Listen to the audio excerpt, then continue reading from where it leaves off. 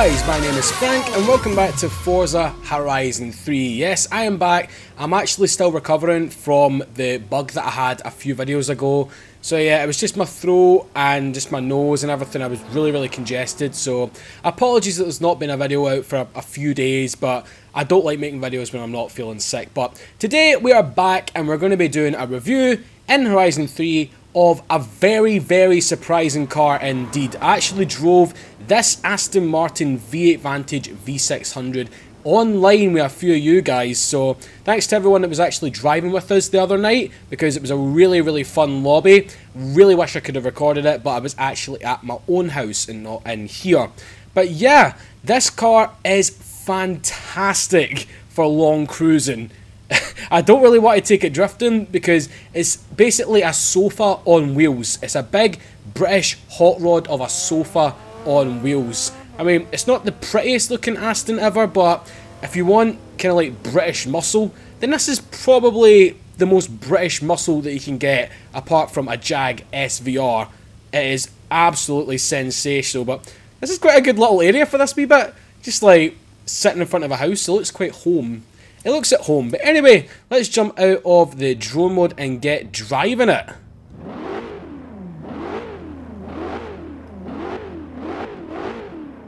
And it sounds amazing too. It's like, it's not really like any other car in the game.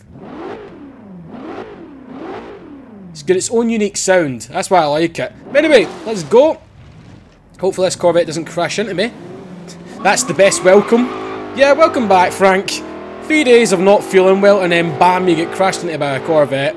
Luckily it didn't happen, but anywho, this thing has got a lot more power than you would actually expect, because the engine in this is a twin supercharged 5.3 litre V8 pumping out 600 horsepower and 600 foot-pounds of torque.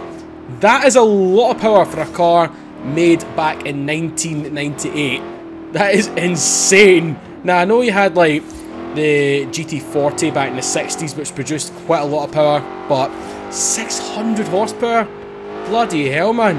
And you wouldn't expect it. I thought this thing only had about 400, but no, 600. 0 to 60 takes 4.6 seconds, and it has a top speed of 201 miles an hour. So this is as quick as a Ferrari F40, and I did not expect that one bit when I drove it the other night.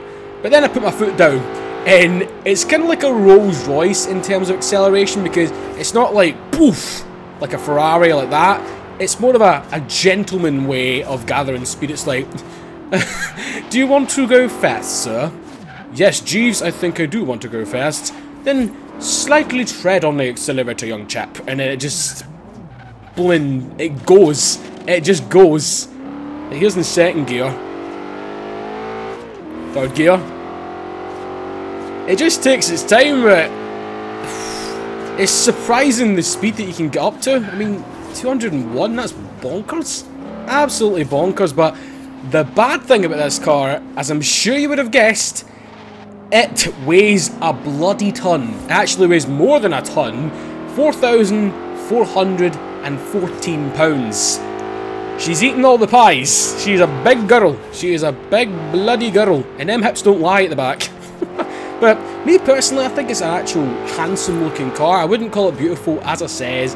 It's a cool car, man. It's one of those want one cars, because in terms of Aston Martins, this is definitely in my top 3 in terms of the most wanted ones, because you can find these now, God knows, I think it's like 50 grand for a good one. Like a proper good one. But I'm sure it will go up and up, because that's the thing about classic car values. Even though this isn't really that classic yet, it's 1998, but even with like cars with the 1980s and stuff, like the Ferrari F40, as we mentioned before, that's close to like 7 million a piece. 7 freaking million a piece. Freaking mental, man. But yeah, that's why I love classic cars. They're just so special. They're so special. They're unlike anything which is coming out today, apart from the Eagle Speedster and stuff like that. Because apart from purpose-built kind of like modern classic cars, or retro-built, if you know what I mean, like retro modern. Because I love people that do that, like freaking Eagle Singer with the Porsches and stuff equates with the Mustang. It's good, really, really good. But we're here in the interior, and yes, it is a lavish worth of wood and stuff, wood and leather, but that was the deal back with Aston Martin in them days. Oh god, such a good sounding car, man. And then you can hear the slight little twang of the supercharger. So good, and that is a corner I did not expect. Holy shit. Slightly off-roading, and not mean for that. But in terms of the corners, you probably know what to expect with a big thing like this. It's a hippo. It is a big hippo, man. You really need to turn it in. Like that. It's kind of like steering a ship. That's kind of what it feels like. A big British hot rod ship. Which happens to sound like that. Seriously. And I forgot to say, you might notice in the background, I've actually got 2 new posters up. They're of the Fiat 124 Abarth. Now, you all know me, I'm a massive, massive Fiat fan. And when me and Andy were at the Ignition Festival, the girl at the Fiat booth, when we were sitting in that car, she actually gave us posters and stuff. So, big shout out to the guys and girls over at the Fiat booth from Ignition. Yous were awesome, absolutely awesome, because there was a VR headset there as well, and I put it on and we're standing next to the 124 Spider, but obviously in virtual reality. So cool, so cool, because I think the PS, I was going to call it PS Vita, the PS VR just got released. Now, I've been thinking about picking it up, but at the same time, I'm like, I want to wait until it comes down in price, and I want to wait to see like the reviews on it, and I want to see like just generally how it goes. Is it going to just be hyped for a wee bit and then it's going to die off like Pokemon Go or something? But yeah, it looks cool. It looks really, really cool nonetheless. So another reason why I wanted to drive this car today is because, you know, the V8 Vantage and just the Vantage as general, the one that is out right now is going to be getting replaced soon, and I think it is about time. Although it is extremely, extremely gorgeous, I think it's time for a new, completely overhauled Aston Martin Vantage, and that is what they're going to give us. So if it looks anything like the DB10, then I will be very, very happy, because it has the proportions, it has this kind of short wheelbase for a Vantage, and yeah, just give us the DB10 but in a proper production version. Seriously, because that is an absolute cracker of a looking car. But let me know what you think the new Aston Martin Vantage is going to be like. Do you think it's going to use a Mercedes V8? Do you think it's going to use the Aston Martin V8? Me personally, I think by the time it actually comes out, they will be using the AMG V8. Now, there's nothing wrong with that, but at the same time, the Aston Martin V8, which is in there right now, has got one of the most glorious sounds ever to exist from the back of a car. It's freaking mental sounding, but it's going to be a sad day. It's going to be a really, really sad day for the Aston Martin V12s and the V8s and stuff, but yeah, they've served us good.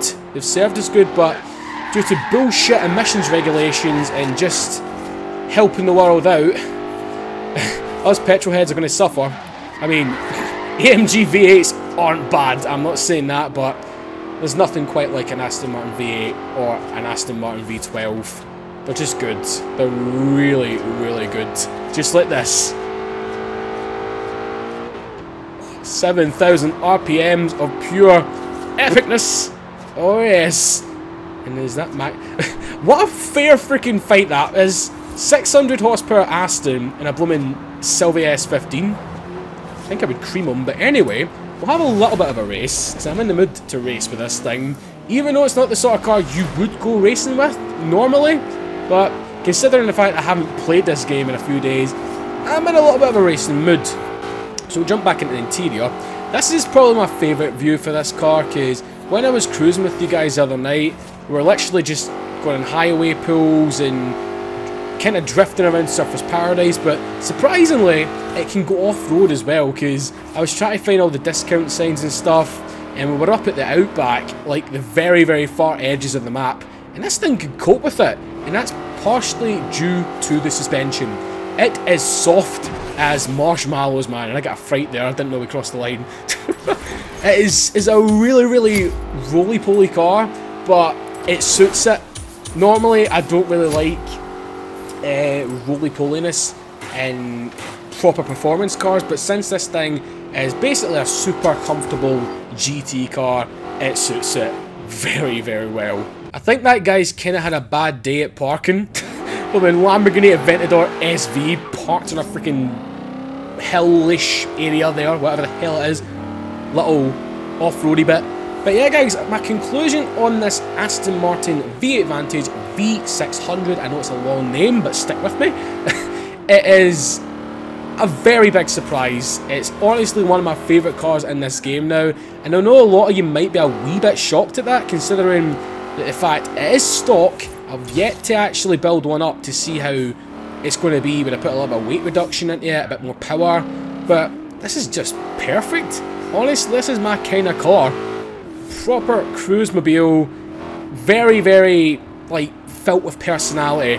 That's the one thing which I can blooming give 2 thumbs up for this thing. It has got crap tons of personality, and yeah, definitely a car you'll see me online in if you want to jump on with me, guys. So, yep, let me know your thoughts and opinions on the V600 V8 Vantage. It is a cracking car, as I says, and it looks fantastic in this green.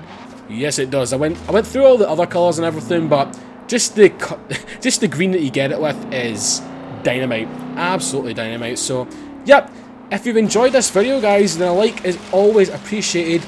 And also, subscribe to the channel if you are brand new, and follow me on all my social media stuff in the description below. I think we just passed 6,000 followers on Twitter, so I appreciate all the love and support, guys. You know I always do, and I am glad to be back. I'm slowly getting over this freaking throat and congestion problem, because it is a bit of a bitch. It is a bit of a bitch, so, yep, I'll see you in my next video, guys, coming later tonight. Bye-bye.